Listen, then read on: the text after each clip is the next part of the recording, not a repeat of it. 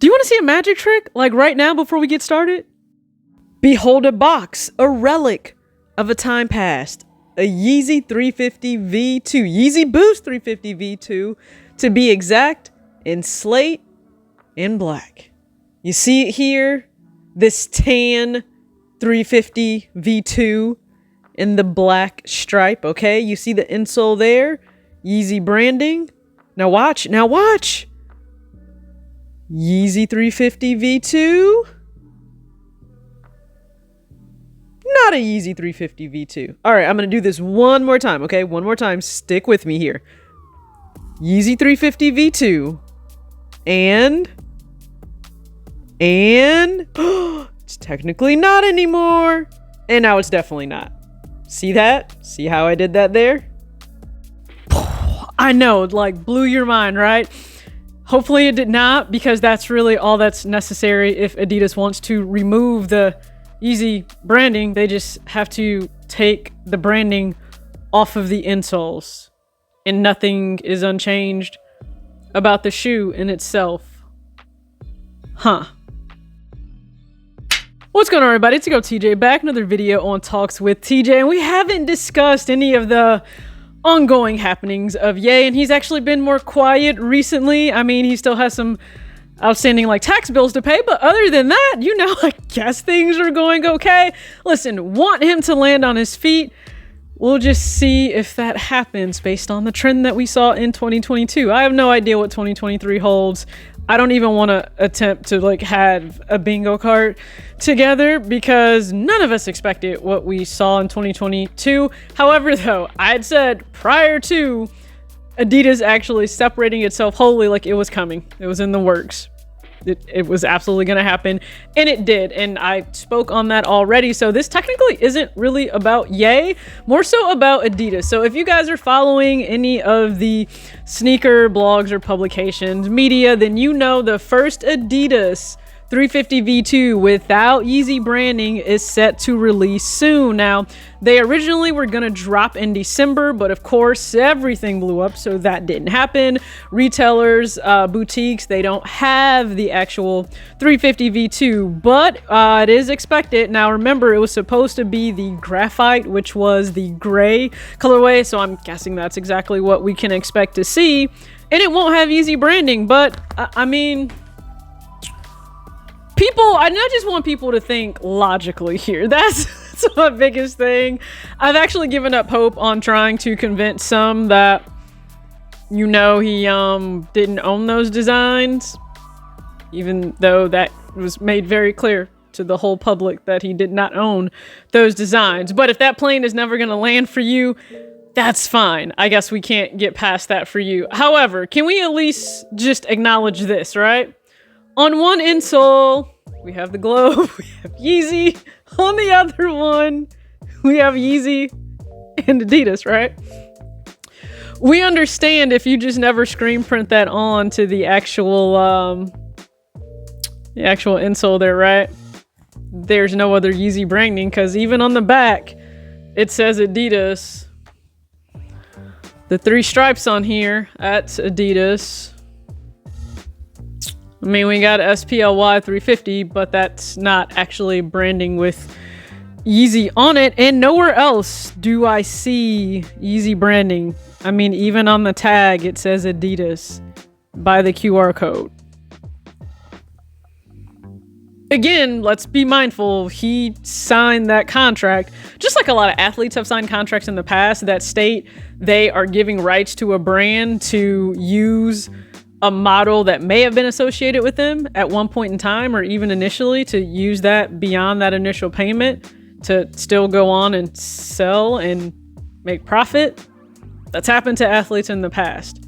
That's no different than me working with a brand and I give them permission to use my image or my likeness during the time of that campaign. But if anywhere in that contract they state we have permission, we have rights to use it beyond that, and I say, okay, that's fine.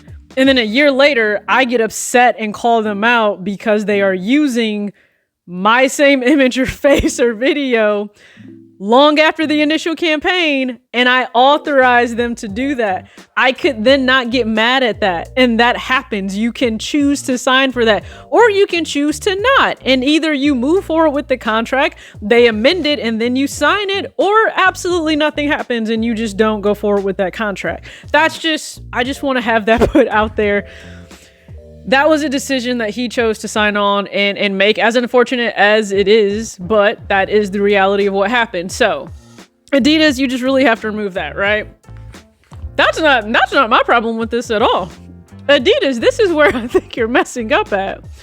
Are we really still going to drop these for $350? I mean, for $230? Are we really going to drop the 350 V2 for $230? Is that what we're doing?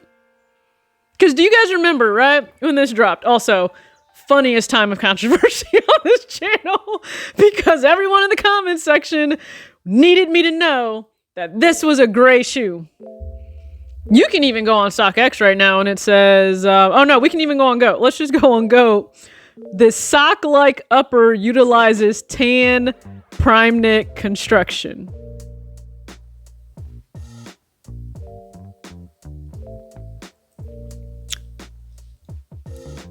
Remember, everybody tried to tell me this was gray. That's what you told me.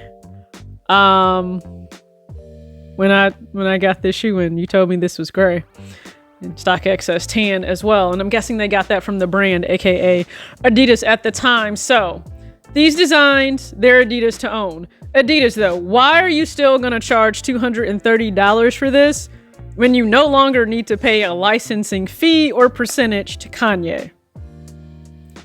I'm just being honest. This is just my opinion. I think you need to go ahead and lower that price point down, okay? My thought, drop it to $200. You really want these to move? Drop it to $190. If they drop this to the price of retros right now, which a lot of retros are going up to like $210, and I don't think a lot of consumers are actually going to be happy with that.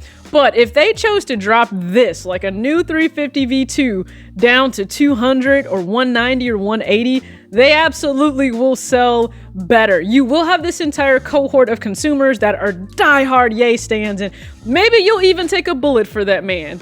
Maybe go to therapy if that's also what you would do. But some of you are there and you won't wear anything that's no longer associated with him.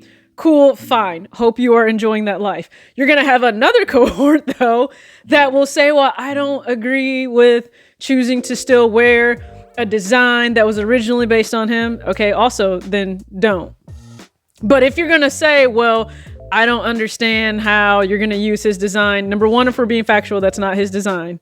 Adidas designers designed that. That was a licensing deal.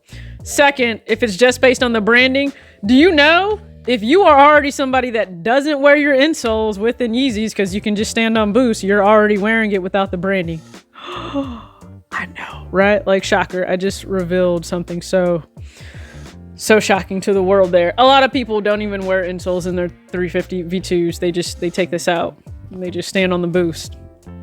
So you are already ahead of the game. Apparently you are already living in 2023. Also, just for a lot of the models, the way they were designed, there isn't external Yeezy branding. This is the 500 high.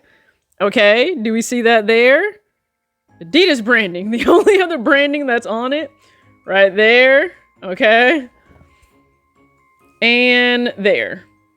So a lot of your models are not going to have external Yeezy branding on them anywhere. So is anyone going to do an experiment where you wear a GoPro and you walk up to random people on the street and you ask them, can you see their insoles? Is that what's going to happen?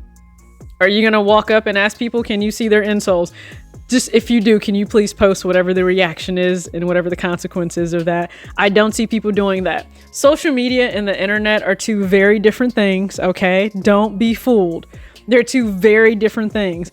Matter of fact, I get a lot less said if I have a Yeezy on foot than if I'm wearing another shoe. For one, the actual color schemes, the designs, the branding, it's subtle. Yeezy has always been a if you know type of thing, kind of similar to wearing Essentials or Fear of God that doesn't actually have Essentials plastered across the front of it or the back of it. That's how I've kind of seen it. So drop the price point, Adidas. That would be my thing, because you don't have to pay, again, licensing to him. And also others, if you choose not to buy it, awesome. There are going to be those who do. Awesome. Do you know what it doesn't do? Affect you. All right. So go ahead, comment your thoughts below on the price point of them choosing to stay with $230, because if they really are going to stick with that, that's wild to really remove that new box. Now, I know they're probably going to say inflation. I just don't that's not a valid excuse to me. A lot of other things are going up. Go ahead and raise the price on your other inline pairs and make it work from there.